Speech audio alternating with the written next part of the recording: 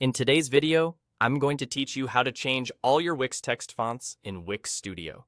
If you want a quick, consistent typography update across your entire site, this is the cleanest and most reliable way to do it. We're focusing on your global styles, so the change happens once and carries everywhere those styles are used. Once you're in the Wix Studio editor, look to the left-hand side for the Site Style icon. This panel is the control center for your site's overall look and feel.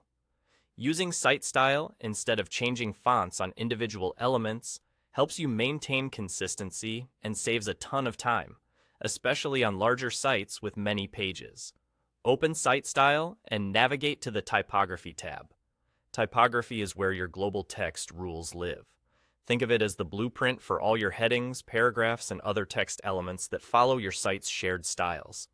Making changes here ensures your fonts are cohesive, on-brand, and readable across desktop and mobile. Inside the Typography tab, find the Fonts section. Here you'll see the current font in use for your text styles. Click to change the current font to the one you want. As you choose a font, take a moment to consider readability and personality. A clean, legible font works best for paragraphs and longer copy, while a more distinctive typeface can add flair to headlines. If your brand already has a primary and secondary font, match those for a polished, professional look.